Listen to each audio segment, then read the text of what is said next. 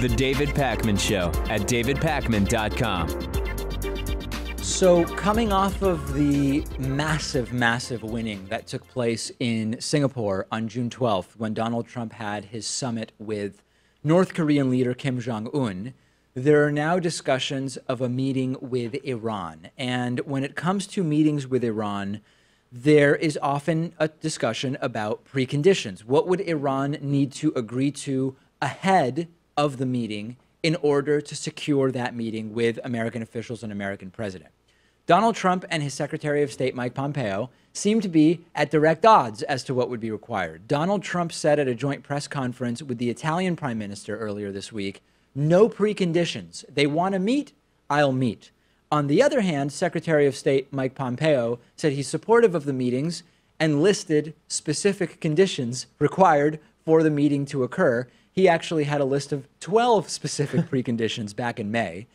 Some of which he reiterated. So what is going on here? Is it truly that they just aren't talking to each other? Is it that Trump just isn't a details guy, and if other people want to put in preconditions, he's okay with it, but he doesn't feel that he needs preconditions? Or is it just idiocy all around? I think there's just been a paradigm shift with how the White House operates now in the Trump administration because, you used to communicate your policy agenda with your staff and make sure that everyone's on the same page so you don't make a fool of yourself. Sure. Trump just tweets stuff out. He speaks directly with the media, so it's hard for everyone to get on that same page. Do you think that a meeting with Iran is riskier than a meeting with North Korea if it goes bad, in the sense that with North Korea, they've promised the same stuff 12 times, and we kind of knew before it even took place it's not super likely, even though you're dealing with two megalomaniacs, that there's going to be a nuclear war that results from the meeting. The most likely scenario is that Kim Jong-un will make the same vague, unenforceable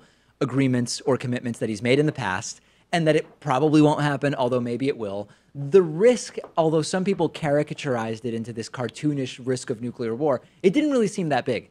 I wonder if with Iran, there are more serious risks that could come as a result of Trump's bluster and negotiating side. I don't know. I feel like it's about the same because the rhetoric and the lead up of both summits, or in this case, a potential summit, mother of all wars, have been pretty similar, right? Because months ago, Trump was calling Kim Jong-un Rocket Man, and Kim was calling Trump a dotard, right? And now the Iranian president, Hassan Rouhani, is promising the mother of all wars if the U.S. messes with him. Not so promising. It's He's saying similar. We don't want the mother of all wars, which I think people were angry with me that I said that it was a threat. He said, no, some right-wingers saying, David, that wasn't a threat.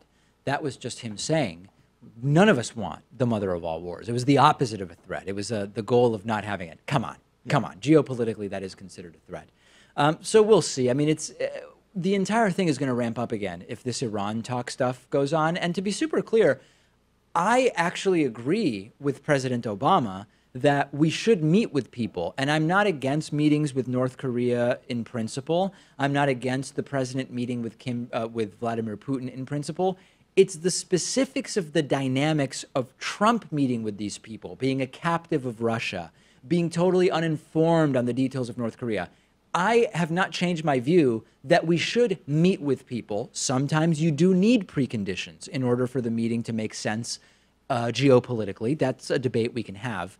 It's Trump specifically doing it that I think is the risk and what I have a problem with. Yeah, I think you have to put some preconditions out there, but having a list of 10, it's just not feasible. Depends what they're not going to agree to 10 things before a meeting. It has to be low-hanging fruit at the very least, right? I don't know. You can't get everything that you want and then have negotiations. No, it's not everything that you want. But I think that there are very important reasons to have significant preconditions on important issues. Negotiating with Hamas is an example where you need to have certain preconditions agreed to already, because if not, it's almost not worth. Like, let me give you an example.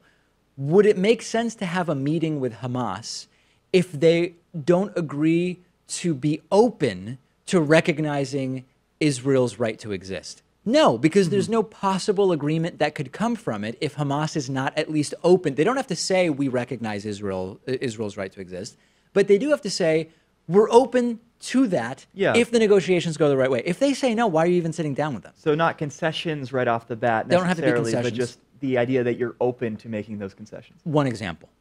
Depends on the circumstances.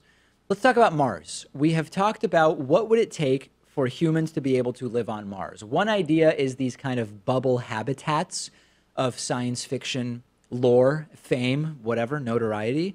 There are other bigger picture ideas which would take a very, very long time to implement. And the big one with Mars is what's called terraforming. And terraforming would be the idea of manipulating and harvesting some of the gases and chemicals that exist on the planet in order to transform Mars from a very inhospitable climate with no atmosphere into more of a verdant oasis with grasses and plants and whatever.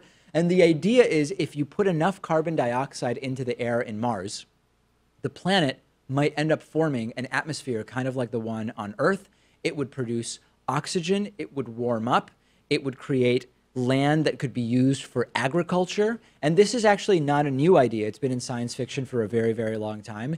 It appears as though it's going to stay as just fiction for quite a long time. NASA has pointed out that it would be extraordinarily difficult to do this because there's just not enough carbon dioxide to achieve that change in even a moderately reasonable amount of time. So unless we have some new technology developed that would accelerate that process with substances not already on Mars, terraforming Mars, as if you needed me to tell you that, is not going to be happening anytime soon. I guess it also doesn't just have to do with the CO2 content, but also the atmospheric pressure. Right. And some of those things we just can't get beyond.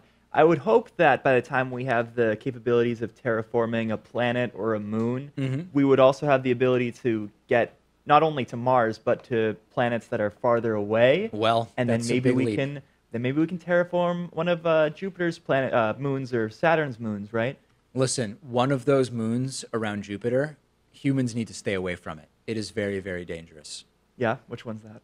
I forget, but it relates to an Arthur C. Clarke, to the Arthur C. Clarke 2001. Which one is it? I think it's Europa. I think Europa is not for humans. You stay away from Europa. Do whatever you want with Ganymede. Do whatever you want with, is it Io? But Europa is for the Europans, and that's it. Europa is not for Homo sapiens, if you believe what Arthur C. Clarke wrote in, I guess it must have been 2010 maybe, or maybe it was in 2061, whichever one. Did you know that there's actually 4 books in the 2001 A Space Odyssey?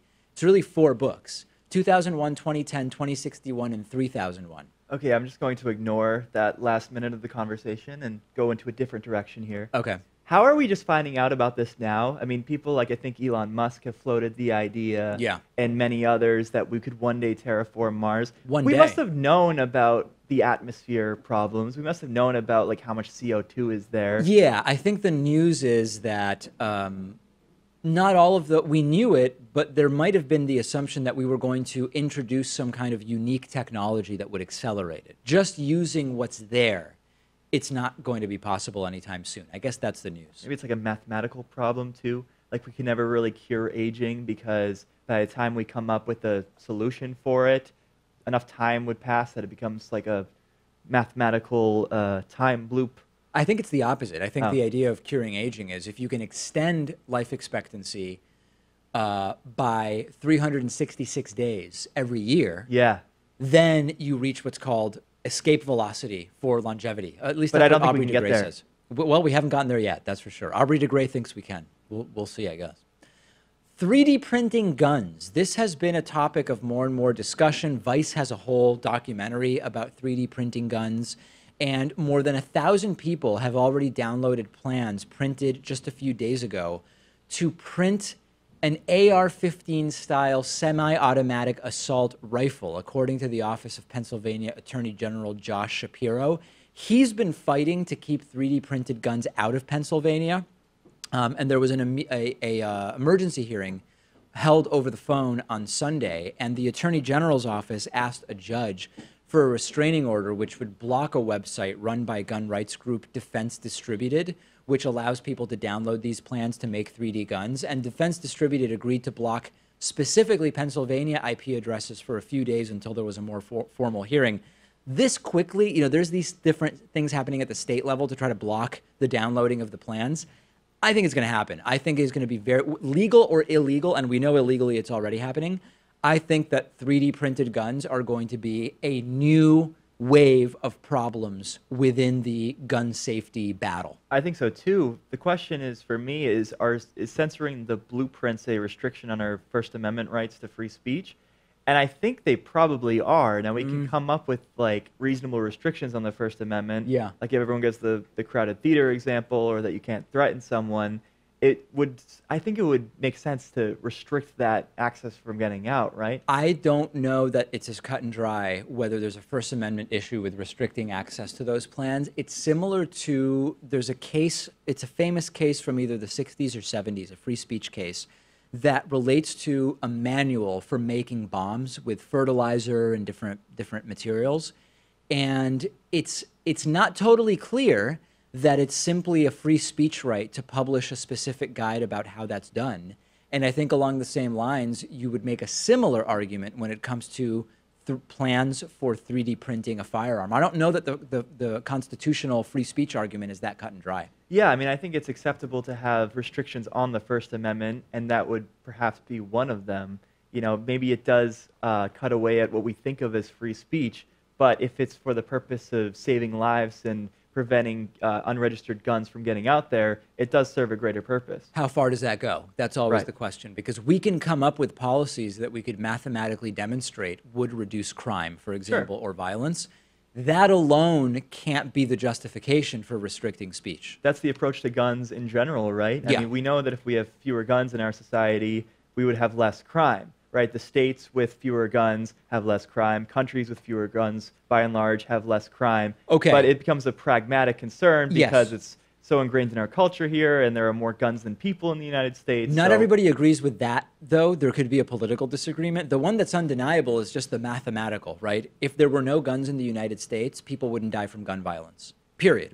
And I'm not saying if there were no legal guns, because then people will say, well, you can get them illegally.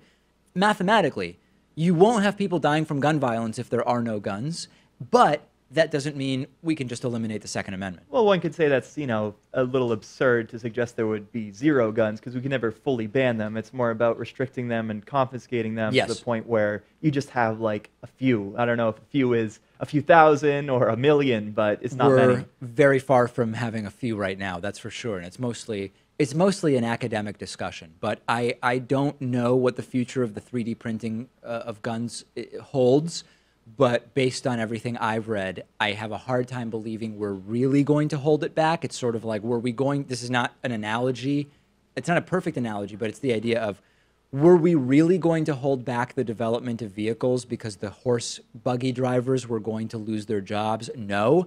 I don't exactly know how we restrict the 3D printing of guns. I just hope that we figure out a way to manage it. Yeah, I think the security state's going to have to grow, because if you can print guns and they don't get detected by a metal detector, you can sneak those in on an airplane, at a sporting event, and we have a real problem on our hands. That's a whole other issue, which is a lot of these are not going to be made of metal. They will. What are they made from? Plastic. Is it plastic or other kind of composite materials in some cases? Apparently, to make it legal, you're supposed to have some metal in there, but you know, as we hear from gun rights advocates all the time, if you're breaking the law, you're not going to be willing to follow all those regulations, which does make sense. That is true. That is absolutely true. Send me your thoughts about 3D printed guns. I will be traveling tomorrow. Ben Dixon will be filling in for me, and then I will be coming to you from Netroots Nation in New Orleans, Louisiana.